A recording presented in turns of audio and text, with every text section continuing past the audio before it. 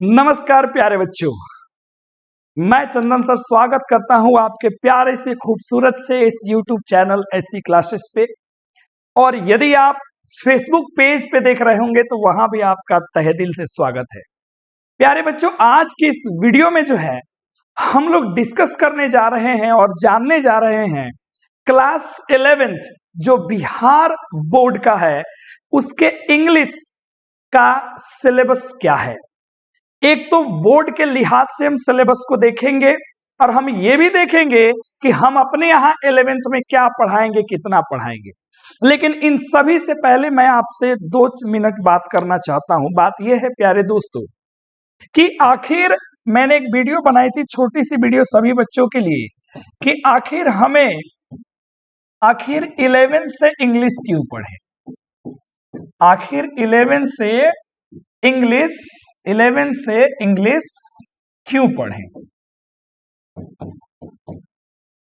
ठीक है, इस पे मैंने एक प्यारा सा वीडियो भी बनाया था सभी बच्चों के लिए कि आखिर 11 से इंग्लिश पढ़े तो हम क्यों पढ़े, और मैंने उस पे तमाम बातें आप लोगों को अच्छे से समझाई होगी, जिसका लिंक भी दिया गया है वीडियो के नीचे। ठीक है, वीडियो के साथ में इंक्लूड है। प्यारे साथियों, आज के इस हम बात करें युग का, जो मॉडर्न युग है, यहां पे याद रखिएगा पूरे विश्व में 3 चीजें जो हैं ये बड़ी चल रही हैं, और मान लो पूरी की पूरी इकोनॉमिक सिस्टम ही एलपीजी पे डिपेंड है। अब कुछ लोग बोलेंगे एलपीजी क्या है, तो लिबरलाइजेशन है, प्राइवेटाइजेशन है और ग्लोबलाइजेशन है। ये है उदारीकरण, ये है निजीकरण और ये है वैश्वीकरण। और इसके कारण क्या हुआ कि लोगों के पास जॉब्स की ढेर सारी अपॉर्चुनिटीज आ रही हैं, और उसमें इंग्लिश का, चूंकि मल्टीनेशनल कंपनीज, नेशनल कंपनीज एक से दूसरी जगह अपने ब्रांचेस खोलती है, तो इंग्लिश की बड़ी जरूरत पड़ती है। इसके साथ ही एक बेहतर पर्सनालिटी के लिए और बेहतर जॉब करने के लिए अंग्रेजी की बहुत आवश्यकता है ना। तो आप भी इंग्लिश के इंपॉर्टेंस को समझते हैं। इसी इंपॉर्टेंस पे मैं आपको आज एक स्पेशल मेहमान से भेंट कराऊंगा, फिर हम लोग जो है 11th की सिलेबस को जानेंगे। तो आइए वेलकम करते हैं हमारे ही बड़े भैया आशीष सर है, नारायणा कॉम्पिटेटिव क्लासेस के। स्वागत है इनका। तब आशीष सर बताएंगे आप कि जो बच्चे 11th क्लास में हैं या 10th पास करके गए हैं, उन बच्चों को आखिर क्यों इंग्लिश पढ़ना चाहिए। देखिए, इंग्लिश मेरे हिसाब से जस्ट 11th-12th का एकेडमिक सेक्शन तक ही सीमित नहीं रहना चाहिए। इंग्लिश का नॉलेज उसके डेली लाइफ में भी जरूरी है। जैसे कि मान लीजिए कि अगर उसके पास इंग्लिश का नॉलेज है, अगर वो किसी दुकान में भी काम करता है, चाहे किसी मेडिकल शॉप में भी काम करता है, चाहे उसके घर में किसी प्रकार का इंसिडेंटल किसी केस वगैरह हो जाता है, अगर उसको मेडिकल ही लेना है एक रूटीन बेसिस पर, तो इंग्लिश का उसको वर्ड्स जानकारी रहेगा, चाहे हर कुछ अगर उसको जानकारी रहेगी, किसी समझाने के बाद सब कुछ इंग्लिश में ही उसका डोज वगैरह रहता है, तो वो उसके लिए भी इंग्लिश जरूरी है। और आगे अपने डेली लाइफ में अगर कुछ करना चाहता है, आगे कॉम्पिटेटिव एग्जाम्स की भी तैयारी करना चाहता है, तो विदाउट इंग्लिश ये कभी पॉसिबल नहीं है कि आगे वो कुछ बेहतर कर सके, अच्छे जॉब वगैरह में जा सके। जैसे कि बैंकिंग की बात करें, चाहे स्टाफ सिलेक्शन कमीशन की बात करें, विदाउट इंग्लिश वो अच्छे जॉब में वो नहीं जा सकते। मतलब ये तमाम आपने गवर्नमेंट जॉब्स की जानकारी दी, तो बहुत सारे एग्जाम्स है, जैसा इन्होंने कहा एसएससी है, हाँ, बैंकिंग है, पॉसिबल नहीं। हाँ डिफेंस में नेवी, एयरफोर्स, एनडीए वगैरह, या एफकेट, सी सेट, बहुत सारे पेपर होते हैं, सीडीएस, सब में चाहिए इंग्लिश। अच्छा, बच्चों को 11th क्लास में कहाँ से अंग्रेजी हमको पढ़ाना चाहिए, ये बताइए। देखिए, सबसे पहला 11th में मेरे हिसाब से इंग्लिश बच्चे को अच्छे तरीके से रीडिंग करने आना चाहिए। हाँ, उसका राइटिंग स्किल अच्छा होना चाहिए। अगर कोई कॉम्प्रिहेंशन है, कोई पैसेज है, तो उसको वो बेहतर तरीके से रीडिंग करने के साथ वो बेहतर तरीके से समझ सके, ताकि उसके नीचे कोई भी रिलेटेड गिवन क्वेश्चन आंसर हो, उसको दोबारा कॉम्प्रिहेंशन पढ़ने की आवश्यकता नहीं हो, एक अटेम्प्ट में ही उसका जो क्वेश्चन है, यानी रीडिंग और राइटिंग स्किल उसका काफी ज्यादा बेहतर इम्प्रूव कैसे हो इस पर वर्क करना चाहिए। हाँ, यानी कि आप सभी बच्चों को रीडिंग राइटिंग के साथ साथ में अंडरस्टैंडिंग पावर भी काफी बेहतर होना चाहिए, बेहतर होना चाहिए। ताकि आप अंग्रेजी को ऐसे ही समझ सके जैसे आपकी पकड़ हिंदी और भोजपुरी भाषा में है। जैसे हम देखते हैं जो बच्चे 12th करके मेरे पास आते हैं उनसे पूछते हैं कॉम्प्रिहेंशन, वो अपने एकेडमिक सेक्शन को फॉलो करते हैं, वो जहां भी पढ़े, मेरा कोई ऐसा कुछ पर्सनल ऐसा है नहीं। वही वाला काम क्वेश्चन में लाइन खोज के क्वेश्चन में वो लाइन खोज के आंसर को मैच करते हैं, जबकि रियलिटी ये है कि कॉम्पिटेटिव एग्जाम सारे जो है मैक्सिमम ऑनलाइन हो चुके हैं। हाँ, ऑनलाइन होने के बाद क्या वो मॉनिटर पर अंडरलाइनिंग करके आंसर खोजेंगे नहीं तब तो पता चलेगा कि टाइमिंग भी उतना मिलता हाँ, नहीं है। दूसरा जैसे कि ऑफलाइन में क्या होता है, एकेडमिक में एक साथ क्वेश्चन का 5 क्वेश्चन साथ में दे देता है, लेकिन ऑनलाइन में कॉम्प्रिहेंशन के लिए एक एक क्वेश्चन आता है, तो कितने बार यानी कि कर्सर को आगे ले जाएंगे, कितने बार पीछे करेंगे, इसमें काफी ज्यादा टाइम जो है बच्चों का किल होता है। तो अगर रीडिंग स्किल और अंडरस्टैंडिंग पावर, राइटिंग स्किल अगर ये सब 11th में बेहतर है, तो टीचर्स लोग जो भी हैं जो 12th में उनका जो सिलेबस है उस पर फोकस करेंगे तो बच्चे में काफी ज्यादा ग्रोथ देखने को मिलेगा, इम्प्रूव मिलेगा काफी ज्यादा।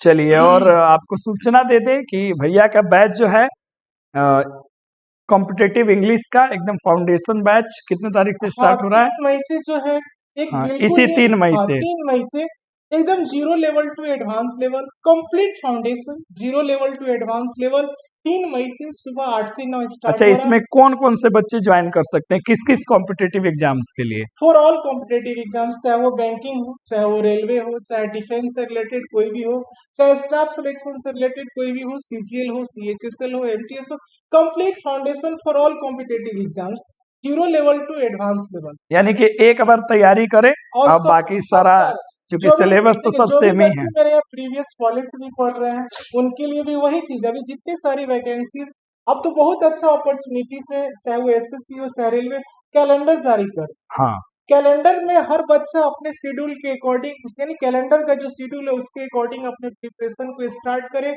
एकदम सब कुछ नोटिफिकेशन एग्जाम का जो भी चीज है शेड्यूल सब कुछ टाइम पर होता है, इसमें कहीं से कोई दिक्कत नहीं और है। सभी मैक्सिमम एग्जाम में अंग्रेजी को ढंग से जानना है, हाँ, तो 11 से पढ़ना हाँ पड़ेगा। 11 से, क्योंकि इंग्लिश जो है एसएससी की बात बता दे, आप जाएंगे तो प्री में तो 25 नंबर एक एसएससी जीडी को छोड़ के, जीडी में हिंदी और इंग्लिश दोनों दोनों रहते हैं, हैं। तो हिंदी भी ले सकते हैं इंग्लिश से, बाकी हर एग्जाम में 25 नंबर का इंग्लिश जो है कंपलसरी है, और इस 25 में 5 नंबर का तो कॉम्प्रिहेंशन मस्ट है, 5 नंबर का क्लोज टेस्ट देता है वो मस्ट है। यानी कि पढ़ना और समझना अच्छा हाँ है तो हाँ, 5 नंबर आप 5 आसानी नंबर से ला आसानी सकते से ला सकते। हैं। हाँ, तो यही है। तो अब हम लोग पढ़ेंगे, और बहुत बहुत धन्यवाद आपका सर कि आप आए और बच्चों को अच्छी जानकारी दिए, बहुत बहुत और धन्यवाद। उम्मीद है कि आप लोग भी जीवन में तरक्की करें। फिलहाल अब हम लोग शुरू करते हैं आज की अपनी इस 11th क्लास की सिलेबस की। ठीक है सर, अपना सिलेबस पे हम लोग चर्चा करेंगे। तो कंप्लीट जो 11th का सिलेबस है बाबू, आप सभी को पता है कि 100 मार्क्स का एग्जाम होता है, ऑब्जेक्टिव और इसमें सब्जेक्टिव, 2 सेक्शन आपको रहते हैं, उसी तरीका से जिस तरीका से 12th का सिलेबस। तो आपको 11th के सिलेबस को पढ़ना कैसे चाहिए, तो मैंने क्या करा, इसको 2-3 हिस्सों में बांट दिया। ध्यान से देखिए जरा। सबसे पहले मैंने हिस्सा लिया ग्रामर पोर्शन का, फिर मैंने हिस्सा लिया एक ट्रांसलेशन का, और फिर मैंने एक और ग्रुप बनाया वोकैबुलरी का, और इसके बाद मैंने हिस्सा लिया बुक का, टेक्स्ट बुक आपका जो भी है। ठीक है, तो ये मैंने ओवरऑल कंप्लीट जो आपका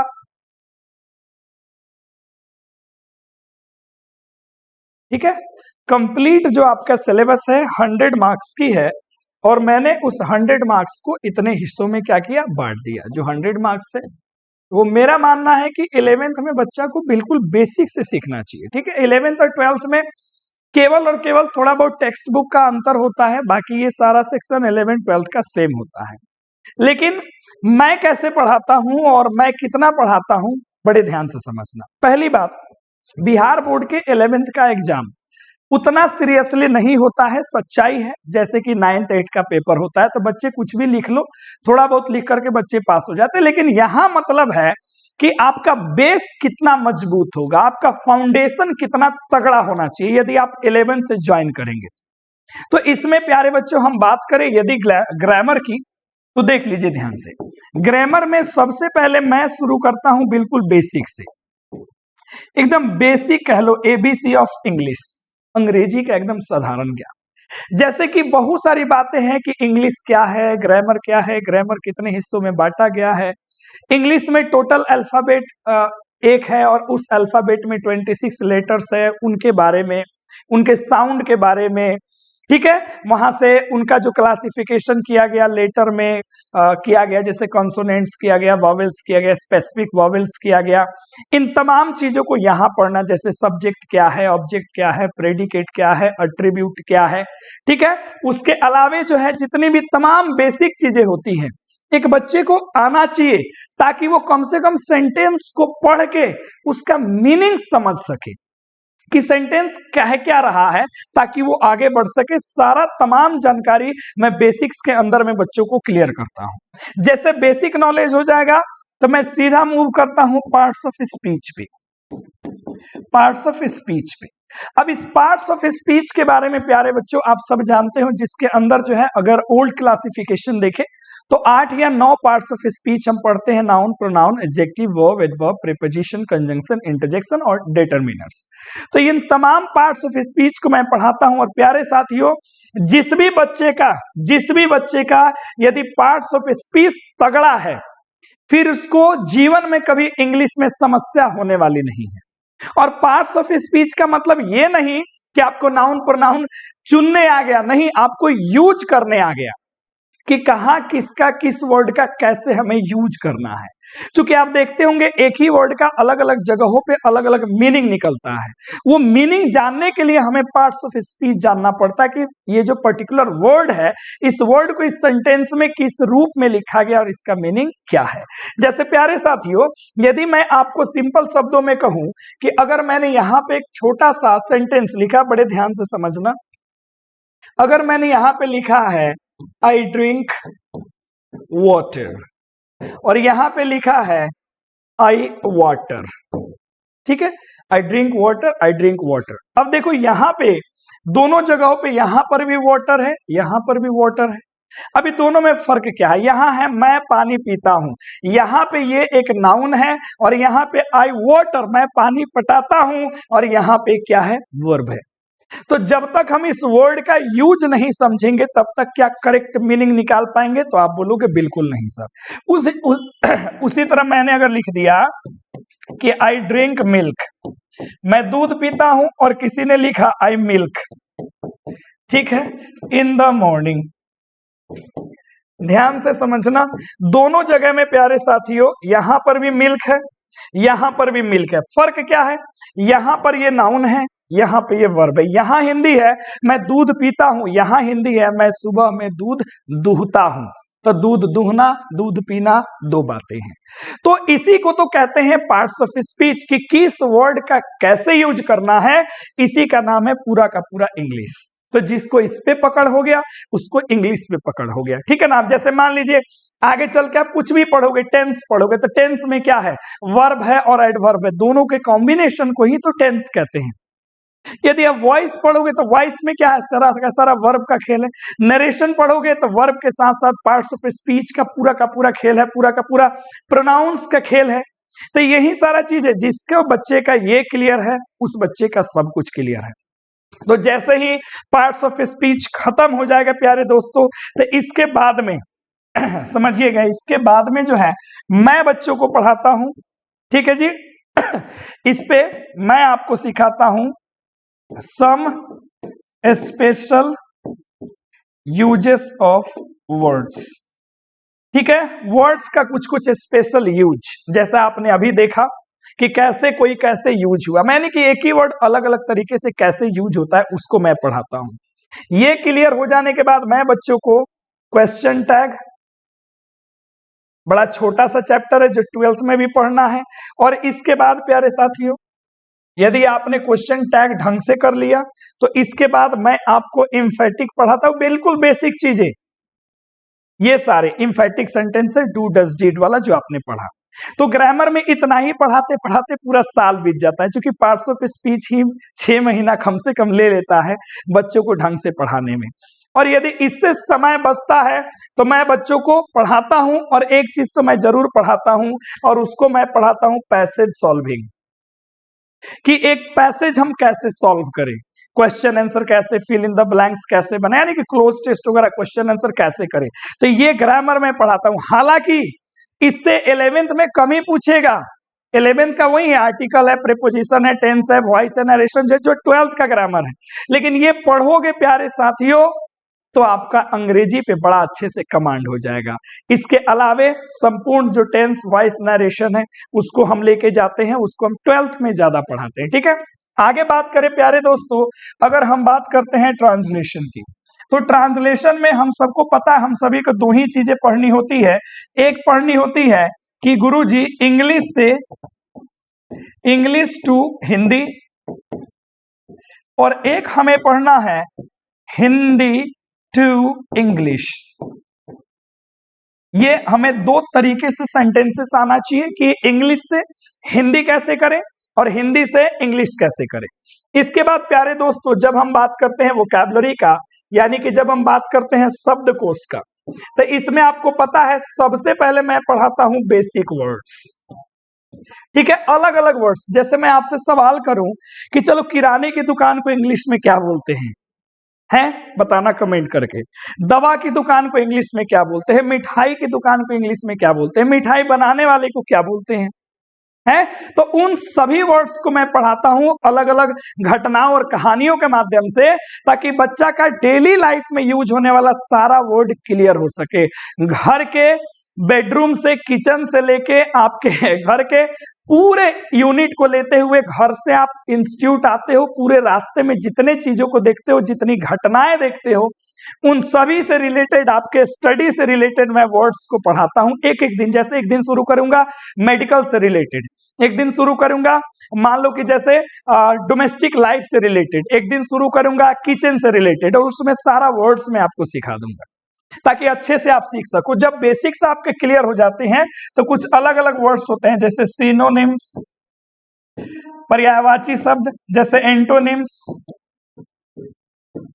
ठीक है, उसी प्रकार इडियम्स, फ्रेज, ये सारा चीज मैं क्लास में रेगुलर पढ़ाता हूं। ठीक है ना। इसके इडियम्स, फ्रेज के अलावे है वन वर्ड सब्स्टिट्यूशन, फिर इसमें हम लोग पढ़ते हैं ऑड वन जो 12th का भी हिस्सा हो चुका है, और लास्ट में 6 नंबर में प्यारे साथियों मैं पढ़ाता हूं आप लोग को स्पेलिंग टेस्ट। ठीक है, और ये 12th का भी क्या है, अपना हिस्सा है। बात समझ में आ गया होगा। तो इतना सारा वर्ड्स देख लो भैया, 11th में पढ़ना कितना है। जिसको भी अंग्रेजी पे कमांड करना है ना, उसको 11 से इंग्लिश पढ़ना होगा। अब हम बात करते हैं टेक्स्ट बुक का। किसकी बात करते हैं, टेक्स्ट बुक। तो कितनी टेक्स्ट बुक पढ़नी है, आ जाओ। तो हमारे पास प्यारे साथियों सबसे पहले आपका टेक्स्ट बुक है, और वो टेक्स्ट बुक कौन है, देख सकते हो, रेनबो पार्ट 1, बिहार बोर्ड की पहली बुक है रेनबो पार्ट 1। ठीक है, देखो अगर पढ़ाया जाए ना 12th से ज्यादा टफ है 11th। इसमें ये अपना पूरा का पूरा प्रोज सेक्शन है जिसको आप सब जानते हो गदखंड कहा जाता है। इसमें पहला है एनिमल्स इन प्रिजन, दूसरा है Nalanda ancient seat of learning, तीसरा चैप्टर है snake in the grass, fourth chapter है on the rule of the road, fifth chapter है the scientific point of view, six chapter है पास द डेली टेस्ट, 7 है the leader of main, 8 है mother India, 9 है national unity, national and nationality, next है Dolly at the dentist, 11 है the 3 wars, 12 है exceptional role of newspapers in development. ये सारे chapters हैं, 12 चैप्टर आपको पढ़ना है। उसी तरह यदि हम बात करें पोइट्री में, ये पोइट्री सेक्शन हो गया, where the mind is without fear, the marriage of true minds, the chimney sweeper, stopping by woods on a snowy evening, the lamentations of the old pensioner, 3 years he grew, village song, follower, voice of the unwanted girl and South Delhi murder। तो ये आपका total 10 chapters, यानी कि इसमें 12 plus 10 आपको 22 chapters पढ़ने हैं rainbow part 1 में। अब देखो 11th में बच्चे बुक्स पढ़ते नहीं है सीरियसली, लेकिन मैं कहूंगा पढ़ो, क्योंकि तब तुम्हें आदत हो जाएगी ना क्वेश्चन आंसर बनाने का, वोकैबुलरी याद करने का, किस तरीके से पैसेज पढ़ते हैं, बुक पढ़ोगे, रीडिंग पढ़ोगे, वर्ड पावर मजबूत होगा, तो 12th में ज्यादा टेंशन नहीं होगा। ठीक है, और आ जाओ सेकंड बुक आप लोग को प्यारे साथियों पढ़नी है, रेनबो का ही है, स्टोरी ऑफ इंग्लिश। ये बुक जो है 11th में भी है और 12th में भी है। इसमें टोटल 11th में 5 चैप्टर पढ़ने हैं और बाकी चैप्टर पढ़ने हैं 12th में। देखो पहला है how English begin, English down the ages, global English, future of English, story of English, poetry. ये सारे चैप्टर पढ़ने हैं कहाँ 11th में। अब देखो जब तक इन सभी चैप्टर्स को नहीं पढ़ोगे प्यारे साथियों, तो जो 12th में चैप्टर है old English, middle English, modern English, English as a world language, novel and drama, जो 6 चैप्टर्स 12th में पढ़ने हैं, बिना 11th को पढ़े हुए आप 12th को ढंग से नहीं सीख सकते हो, ये समस्या है।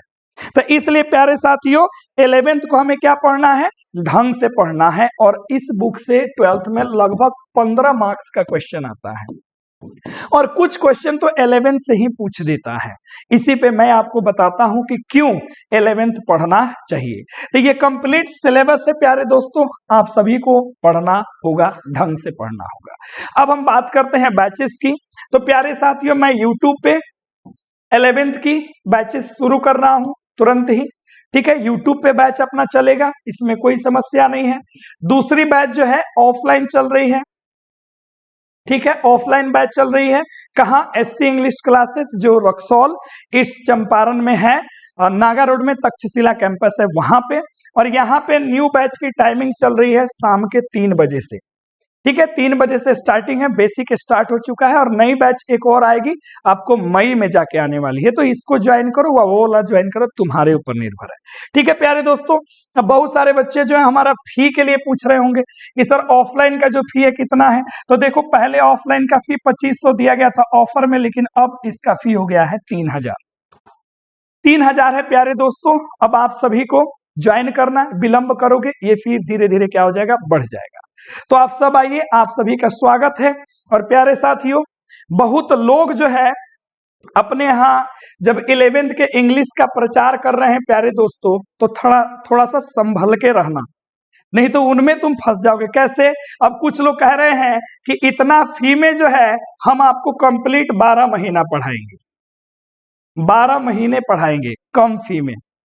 प्यारे साथियों ये अप्रैल खत्म हुआ, अब मई शुरू होगा, और मई से जब अप्रैल तक जाओगे ना तब 12 महीना होगा।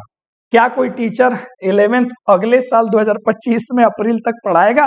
कभी नहीं, वो तो जनवरी से तुम्हारा 12th शुरू कर देगा। तो कुल मिलाकर के ये वाला बात झूठा है कि कोई आपको 12 महीने नहीं पढ़ाने वाला है, वो आपको जनवरी में जाके खत्म कर देगा। दिसंबर में ही तक पढ़ाएंगे लोग, और जनवरी से फिर आपका 12th मैं भी पढ़ाऊंगा। दूसरी बात यह है कि जो भी आपने ये बुक देखा, ये कंप्लीट बुक खत्म करना प्लस बेसिक अच्छा करना, रीडिंग राइटिंग बेस्ट करना बहुत मेहनत की काम है। तो मैं बच्चों को जितना हो सकता है उतना मैं चैप्टर पढ़ाता हूं, जितना पॉसिबिलिटी हो सकता है, क्योंकि मेरा पर्पस रहता है कि बच्चा इंग्लिश सीखे ताकि वो खुद से अंग्रेजी पर अच्छे से पकड़ बना सके। तो ये कहानी है प्यारे दोस्तों। फिर आपको बताया जा रहा है कि किस तरीके से प्राइज दिया जाएगा, 10 रुपया का, कोई कह रहा है 20 रुपया का। भाई मेरे, प्राइज का और इनाम का कोई कॉस्ट नहीं होता है। आप अच्छा परफॉर्मेंस करोगे, टीचर के नजर में आपका कहने का मतलब एक तरीका से ओहदा बढ़ेगा, स्टेटस बढ़ेगा। इससे बड़ी आपके लिए उपलब्धि कुछ नहीं हो सकती है। आपको प्रोत्साहित करने के लिए कोई टीचर आपको पेन, कोई टीचर आपको कॉपी, डायरी, मेडल्स, कुछ भी आपको गिफ्ट करते हो, अवार्ड के रूप में देते होंगे, तो वो एक प्रतीक है कि आपने बेहतर किया है, उसको पैसों से तौला नहीं जा सकता है। तो जो लोग ये 10-20 वाली काम कर रहे हैं, ये अच्छा बात नहीं है। इसके अलावा प्यारे दोस्तों अपने क्षेत्र में मैंने देखा कि कहना तो नहीं चाहिए, बहुत लोग जो है अपने इंस्टीट्यूट के प्रचार के चक्कर में, किसके चक्कर में, प्रचार के चक्कर में, किसी बच्चे का जो है, किसी बच्चे का रिजल्ट कहीं से उठा के लोग कहीं छाप दे रहा है। इतना ही नहीं, उस बच्चे का लोग नाम बदल के छाप रहा है, नेम चेंज कर दे रहा है, छाप दे रहा है। भाई मेरे, ये सब झूठी चीजें हैं और आप भी बेवकूफ थोड़े ही हो जो अगर ये रिजल्ट अगर ला दिया कि मेरे यहाँ के ये टॉपर है, आप सीधा बोलो ना सर, बुलाइए ना उसको क्लास में, एक दिन क्लास में बुला के सर उसको सम्मानित काहे नहीं किए हैं, बच्चा तो कहीं दिखा नहीं, आपने पोस्टर पे पोस्टरबाजी कर दिया। तो खैर इन तमाम झूठे वादों से आप दूर रहो, और यदि किसी बच्चा को चंदन सर पे शक संदेह होगा तो डायरेक्ट मेरे से मिलो ना भैया, कोई दिक्कत नहीं है, क्योंकि हमारी संस्था सच्चाई पर खड़ी हुई है, झूठ पे नहीं। दूसरी बात आप देखते होंगे कुछ लोग कह रहे हैं कि हमारे यहाँ बच्चा ने किया या बच्ची ने किया बिहार टॉपर। भैया इसका मतलब भी आप समझते हो, बिहार टॉपर का मतलब अगर ये होता तो कहीं ना कहीं इसका प्रूफ होता ना गवर्नमेंट की तरफ से कि हमने अखबार में दिया है, हमने जो है अपने ऑफिशियल साइट पे डाला है, कहीं नहीं है। यहाँ तो टॉपर वेरिफिकेशन में बच्चा गया तो लोग हल्ला कर देता है हमने दिया बिहार टॉपर। भैया हमारे यहाँ से, आप लोग के यहाँ से तो एक होगा गिना चुना, हमारे यहाँ से 2-2 बच्चियां थी, लेकिन हमने कहीं नहीं लिखा कि हमने बिहार टॉपर दिया, न हमने उनके रैंक की बात किया। तो ये सारी अपने मुंह मियाँ मिट्ठू बनने की कहानी है कि हमने बिहार टॉपर दिया, इसमें भी आप सभी को नहीं फंसना है। कोई अगर कहे तो आप उससे सीधा कहना गुरुजी कोई प्रूफ दे दीजिए जिसमें यह लिखा हो सरकार की तरफ से कि आपका बच्चा क्या हो, बिहार टॉपर हो, या उसका रैंक आप कहीं दिखा दीजिए तो हम मान जाए वो क्या हो, बिहार टॉपर हो। तो इन तमाम अफवाहों से आप सभी बच्चों को, नादान बच्चों को सचेत रहना है, और आपको याद रखिए हमेशा एक बेहतर संस्थान चुनना है जहां पे प्यारे दोस्तों, जहां पे पढ़ाई होती हो बेहतरीन तरीके से, जहां पे आपका ध्यान रखा जाता है, ध्यान इन द सेंस कि आप पे ध्यान दिया जाता है, आपके भविष्य के बारे में सोचा जाता है। नंबर 3 में जहां का फी कुछ भी हो, हाई हो लो हो, लेकिन अगर आप आर्थिक रूप से कमजोर हो तो आपको छूट दी जाती हो। जहां का पर्यावरण एनवायरमेंट, प्यारे बच्चों, पर्यावरण जहां का साफ सुथरा हो, बेहतरीन हो, जहां पे अनुशासन दिखे, जहां पे प्यारे दोस्तों बच्चों के बीच में कॉम्पिटिटिव पर्यावरण दिखे कि वो 400 लाएगा, हम 450 लाएंगे, जहां के प्रीवियस रिजल्ट एकदम गर्दाफाड़ हो, वहां पढ़ो ना भैया, कभी तुम्हारे साथ खिलवाड़ नहीं होगा।